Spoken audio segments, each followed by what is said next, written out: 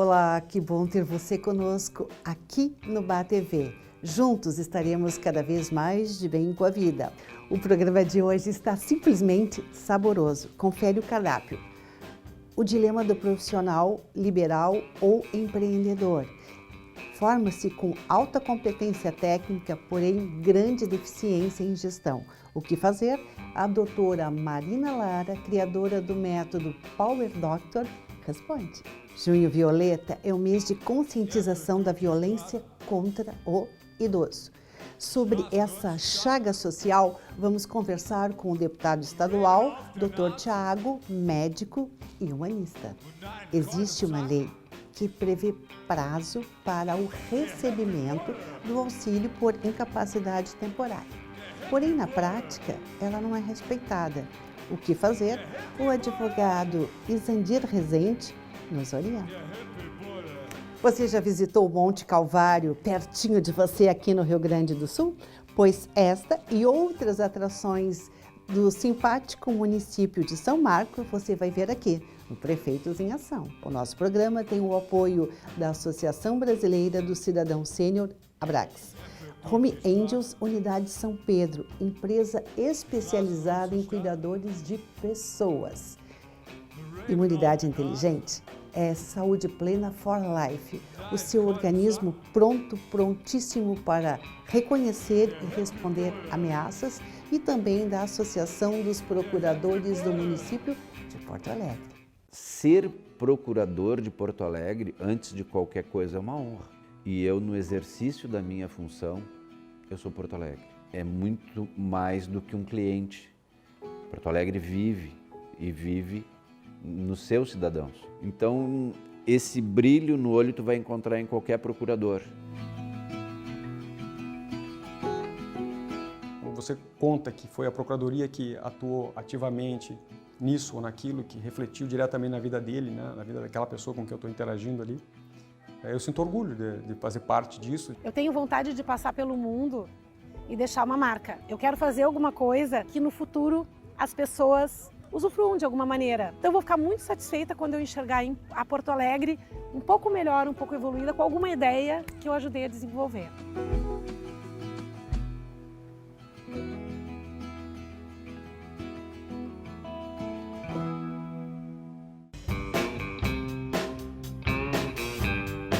Como vai, doutora Marina Lara, criadora do método Power Doctor, cirurgia dentista, mãe da Manuela, kit surfista e diretora da Clínica Marina Lara, entre outras competências. Tudo bem? Tudo ótimo. Fico muito feliz com o convite, fico honrada de participar, né? E estou muito feliz de estar aqui com vocês. Doutora Marina Lara, estabeleceu-se um dilema na vida de um grande número de pessoas, que forma-se com uma alta competência técnica, porém com uma carência na área de gestão. O que fazer? Sim, fico muito feliz, né, de poder contribuir com esse assunto. O que eu observo existem dois pontos importantes, né? Um ponto fundamental, que são as habilidades de gestão, que ainda, por incrível que pareça, não são ensinadas na maior parte das universidades quando você está formando um técnico, né? Então, como por exemplo, na odontologia, medicina, direito, e também ciências da computação, que hoje está muito em alta, né? Todas as profissões que têm uma carga de conhecimento técnico muito alta, fica de lado esse conhecimento de gestão. E o conhecimento de gestão, ele é um conhecimento que é fundamental para que a gente tenha uma rentabilidade adequada da profissão, né? Antigamente isso era mal visto, ou é marqueteiro, ou ganancioso, e hoje a gente vê que não, né? Que a gente sabe que 90% dos empregos, né, no Brasil, eles são oferecidos pelas pequenas empresas, pelos pequenos empresários. Então, é o dono da clínica, é o dono do escritório de advocacia, é o dono da quitanda, o dono do mercadinho. São as pequenas iniciativas privadas que são responsáveis por 90%, né, dos empregos no país. E a verdade é que a gente realmente é que recolhe a maior parte dos impostos, né? E que gira e que faz girar mesmo a roda do país são as pequenas iniciativas. Então, essa pauta, ela é fundamental. E o que ocorre, que o conhecimento de gestão, ele tem dois lados, sabe, Cris? Ele tem um lado que é um lado teórico. Eu preciso entender de finanças, então entender quanto que eu vou cobrar do meu cliente. Para isso eu preciso entender os meus custos e saber quanto custa por hora a minha estrutura. Hoje a gente tem planilhas bem simples em que a gente consegue saber, por exemplo, o custo por hora da minha estrutura. Então, sempre quando você oferece um serviço, essa já é uma dica interessante, né, para os pequenos empresários, né? Você oferece um serviço, você precisa saber o custo hora da sua estrutura. Se você vende um produto, você tem que saber, obviamente, o custo do seu produto e agregar o custo do seu produto também o custo hora da sua estrutura, né, para poder fazer o processo de venda desse produto. Então, esse custo hora já é um fator relevante.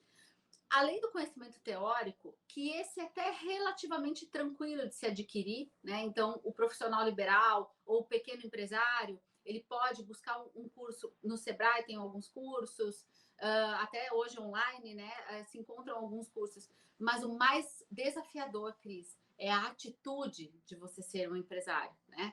Essa atitude de você ter a força, e eu digo isso...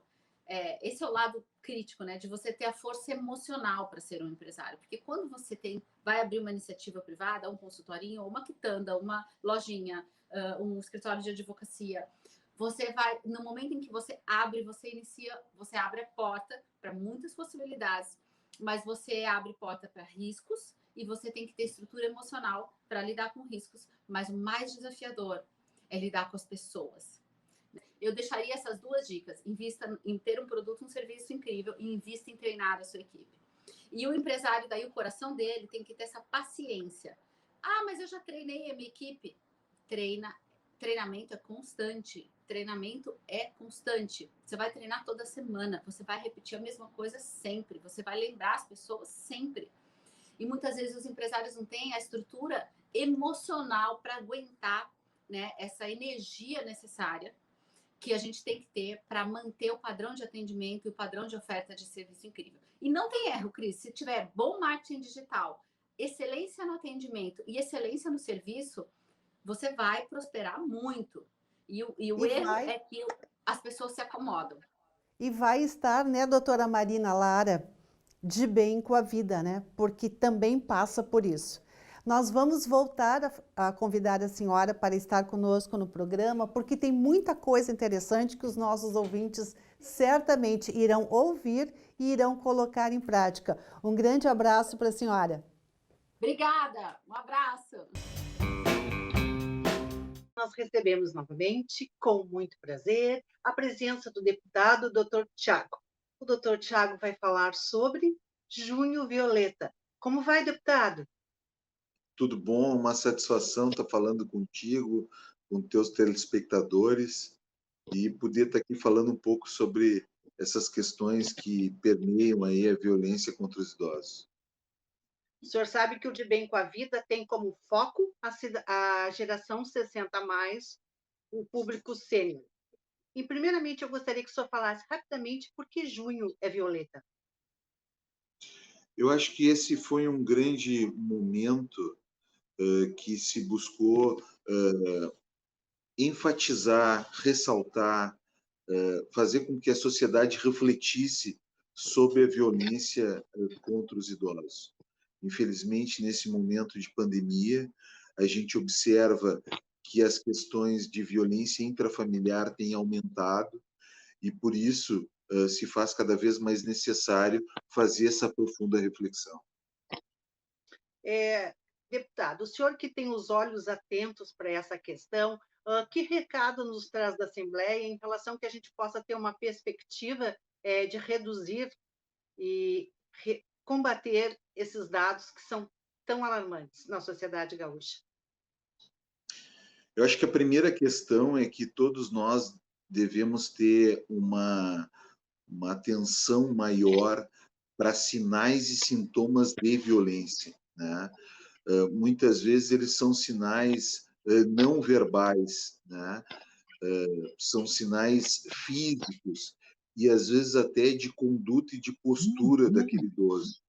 Quando nós observamos, até mesmo em consultório, em posto de saúde, em locais públicos, que aquele idoso, que era um idoso extrovertido, passa a ser uma pessoa introvertida, passa a ser uma pessoa mais triste, né?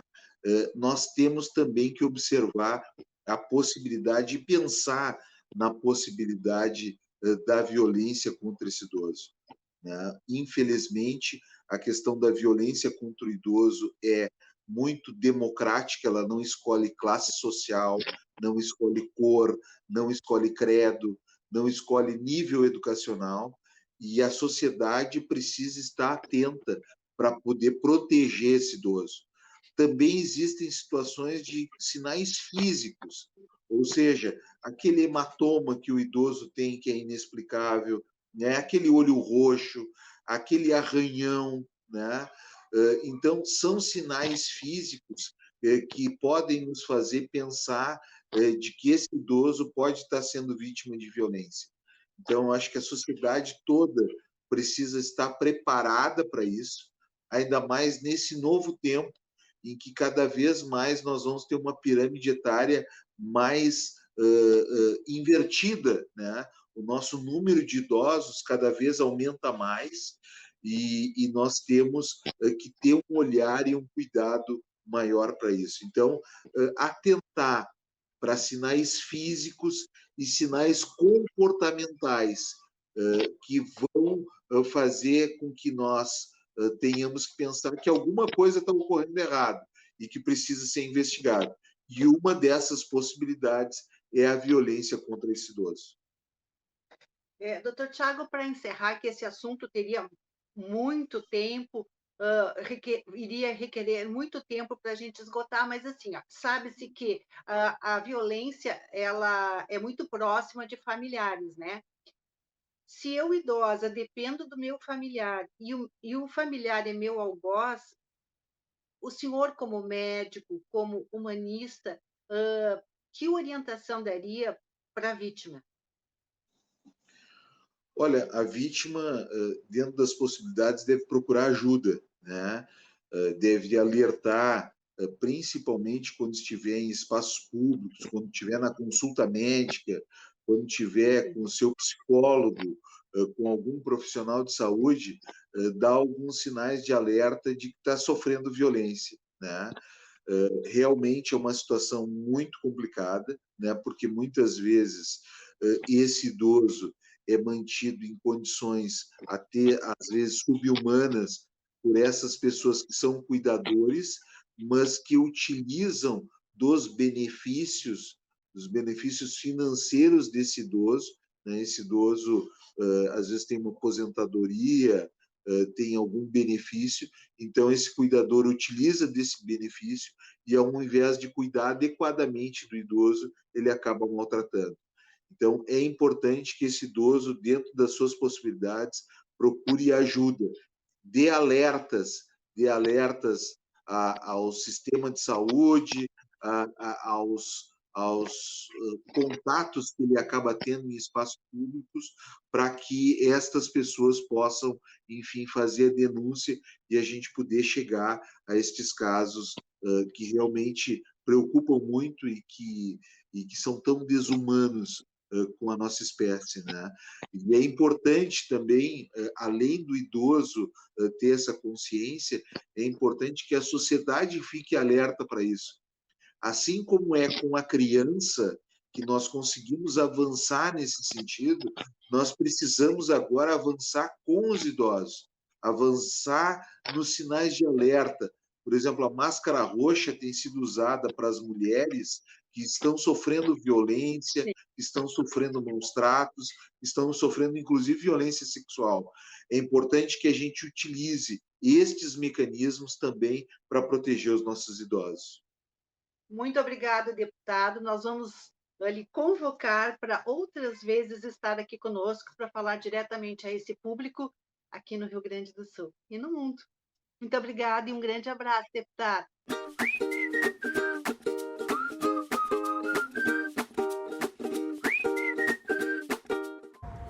Sim, é possível. Nós da empresa Home Angels possuímos profissionais qualificados para lhe auxiliar em consultas médicas e também exames.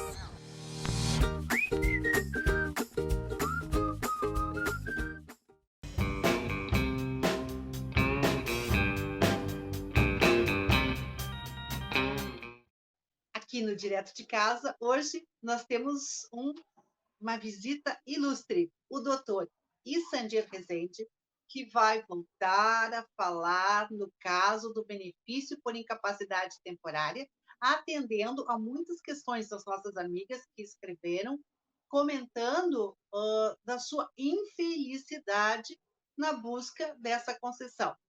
Doutor Issandir, o senhor está de bem com a vida? Está tudo bem? Onde o senhor anda? Tudo bem, graças a Deus. Ontem tomei a vacina. A cabeça que hoje está um pouquinho zonza pelo efeito, né? Mas eu estou bem, graças a Deus. Doutor Issandir, a sua entrevista gerou uma série de manifestações. E nós selecionamos duas para ver se o senhor consegue nos ajudar a como encaminhar essa saga das pessoas que buscam o benefício por incapacidade e simplesmente não recebem. O senhor diz assim: mesmo preenchendo todos os requisitos, eu tive o meu pedido negado pelo INSS, que simplesmente alegou que eu não compareci na perícia médica quando absolutamente não houve o agendamento nesse sentido. Eu até sorri por uma questão de ironia. É uma coisa meio sui generis, doutora. Eu quero que o senhor explique para nós. Qual a finalidade de uma lei 14.131 se o INSS não toma, ele patrola a lei? O senhor pode nos explicar? É exatamente isso. Se nós observarmos a lei anterior, 13.982, o que o governo editou nela? Todo mundo vai ganhar um salário mínimo pelo prazo de 90 dias. A nova lei 14.131, ela veio, obviamente, com o objetivo de acelerar, né, o atendimento a todo contribuinte que hoje está com problema de enfermidade, e ela preenche os requisitos. Só que dessa feita, a Lei 14.131, ele vai receber o valor integral, obedecendo, obviamente, os 90 dias, que seria o prazo máximo dele poder estar recebendo o benefício temporário. O que a gente percebe aí é um desrespeito hoje institucional do INSS para com aquela lei que vem exatamente atender às necessidades, né, do contribuinte que assiste a ele o direito, no caso de uma enfermidade, dentro desse percurso de 90 dias. Ou seja, se eu preencho todos os requisitos, todas as exigências normativas do INSS impostas, certo? Por que não o INSS conceder esse benefício? Observando que a normativa do INSS diz, mesmo não há prorrogação, você, contribuinte, terá que fazer um novo pedido posterior.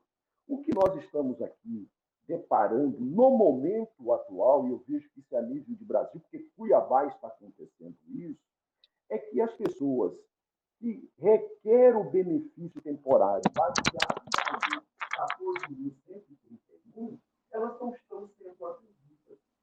Simplesmente o parecer do INSS não satisfeito com a documentação apresentada, cumprindo exatamente as normativas e as exigências do INSS, ele simplesmente agora marca uma perícia para daqui mais 90 dias. Ou seja, hoje, o cidadão que optar pela Lei 14.131, que tem o objetivo, né, de esvaziar os processos que estão parados no INSS, quase 500 mil processos parados, de pedido de benefício temporário, ele simplesmente está indo contrário àquilo que a lei veio apresentar para esse contribuinte. Ou seja, o INSS desrespeita a lei, desrespeita o contribuinte e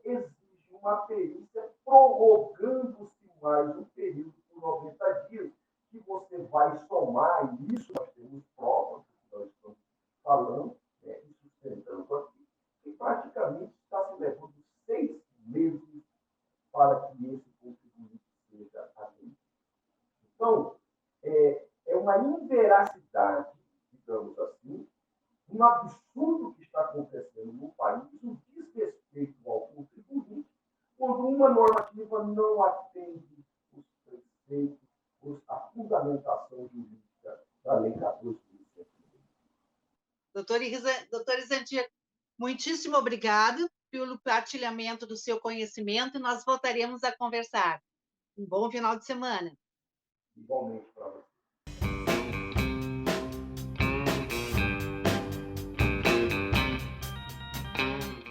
No Prefeitos em Ação, nós recebemos com muito prazer e muito entusiasmo o prefeito da cidade de São Marco, Evandro Kuver, que vai nos revelar curiosidades e atrações turísticas deste simpático município gaúcho. Como vai, prefeito Evandro Kuver? Tudo bem com o senhor? Bom dia, Cris, a todos que fazem parte desse importante canal de transmissão de informações. Tudo certo, estamos muito felizes em poder conversar com você, Eduardo, toda a equipe aí, né? E poder mostrar um pouquinho do nosso São Marcos, né? Que nós temos muitas coisas boas, muitas belezas naturais, pontos turísticos também para apresentar e também algumas coisas da nossa administração que vem transformando o município de São Marcos, como o nosso slogan diz, ações que transformam. Prefeito, para começar, eu gostaria que o senhor comentasse conosco qual é a ação prioritária do município neste momento. Na realidade, nós temos mais do que uma, né, Cris, assim, ações prioritárias, né? Mas estamos trabalhando muito forte nas pavimentações, tanto na área urbana quanto na área rural, e também loteamento habitacional, que é uma demanda do município que a gente precisa trabalhar nessa questão, está uma fase bem avançada, a habitação, né? E também temos a nossa antiga prefeitura, estamos tornando ela num arquivo histórico, mantendo todas as características, né, dela, para ser mais um ponto turístico, onde a nossa Secretaria de Cultura, Desporto e Turismo vai atuar lá naquele local, é bem no centro da cidade, próximo da nossa praça, um local que vai trazer informações para o nosso turista e também para as pessoas nossas são marquenses que daqui a pouco queiram aprofundar um pouquinho mais do seu conhecimento de São Marcos, né? Vai ser um ponto bem importante que a gente vai fazer. Prefeito, o senhor falou em atrações turísticas e eu aproveito para lhe perguntar que atrações turísticas o senhor destacaria no município de São Marcos? Olha, nós temos, Cris, o nosso Monte Calvário, que ele foi construído lá em 1952, depois em 2011 ele teve uma reforma, melhorias, né? Então, é uma réplica muito bonita. Eu digo assim, aquelas pessoas que vierem a São Marcos não percam a oportunidade de conhecer. Ele pode ser subido a pé, onde tem todas as estações, né? Toda a trajetória que Jesus Cristo fez. Então, muito legal, muito bonito mesmo. E também, daqui a pouco, às vezes a gente pensa, mas aquelas pessoas que têm dificuldade em subir também, pensando nisso, nós temos um acesso, né? Um acesso de carro, de ônibus, enfim, que você pode ir lá no monte, olhar, ver. O município de São Marcos é um local elevado do município, um dos locais mais altos do município, onde você pode olhar a cidade, conhecer um pouco mais de São Marcos nesse local. Então, a gente sempre trata como o nosso ponto número 1, o nosso Monte Calvário. Mas não é só ele, nós temos mais locais muito bonitos, mas como você me pediu eu estou lhe colocando o Monte Calvário. Prefeito, por que São Marcos é conhecida como a capital gaúcha dos caminhoneiros? São Marcos, eu sou um são marquense, nasci aqui e todos os meus anos da minha vida vivenciei aqui, né? Então, São Marcos tem uma ligação muito grande com o caminhão, é a capital gaúcha dos caminhoneiros, através de lei estadual número 14.786, de 2015, né? Nos anos passados, todas as famílias, pode-se dizer assim, tinha geralmente o pai como motorista, e hoje se passou os anos e isso ficou muito presente na nossa comunidade, porque eu até brinco aqui, a gente faz um desafio, dificilmente a família que não tem um que seja motorista, que seja caminhoneiro. Então, é uma cidade muito ligada ao caminhão e por isso, né, se tornou conhecida. Por exemplo, eu vou e digo que sou o prefeito de São Marcos, eles dizem assim, a cidade do caminhão. Verdade, a cidade do caminhão. Temos a nossa festa dos motoristas, que está chegando nos seus 50 anos já de festa. Também começamos em 2017, junto com a festa dos motoristas, a FENAMARCO, que daí mostra a nossa indústria, o nosso comércio, a nossa agricultura, junto com a festa dos motoristas, né? Onde conseguimos encorpar mais a nossa festa, trazer mais pessoas para conhecer o nosso município de São Marcos, né? E realmente, né, o nosso pessoal também muito devoto de Nossa Senhora Aparecida, protetora dos motoristas, né? Então, São Marcos realmente é conhecido pela cidade do caminhão, a cidade dos motoristas, e não é, eu digo, não é em vão, porque realmente São Marcos tem uma ligação muito forte com o transporte. Então, até as nossas indústrias são muito ligadas ao setor caminhão. Então, a grande maioria das nossas empresas do município produzem peças, alguma componente para o setor do transporte. E uma bela dica para quem pensa em viajar, colocar no seu mapa a bela e simpática cidade de São Marcos. Prefeito, muitíssimo obrigado. Voltaremos a conversar. Eu que agradeço, Cris, por esse espaço tão importante para o nosso município. Parabenizar vocês por proporcionarem às pessoas esse conhecimento que muitos, como nós falamos um pouquinho fora do ar, às vezes a gente não conhece tão bem as cidades próximas de nós, né? Então, convidar, né, a todos que possam vir a São Marcos. Estamos num momento um pouco difícil de pandemia, mas isso logo aí passa, né? E podemos voltar a um novo normal, digamos assim, né? E estão todos convidados a vir ao nosso município, um pessoal muito acolhedor, uma gastronomia muito boa. Digo assim, quem vier a São Marcos, com certeza vai indicar para os seus amigos, para os seus conhecidos, para virem visitar o nosso município. Um grande abraço e, quando puder, sejam bem-vindos aqui no nosso município. Muitíssimo obrigado, prefeito. Um grande abraço para o senhor. Outro, Cris, e a toda a equipe.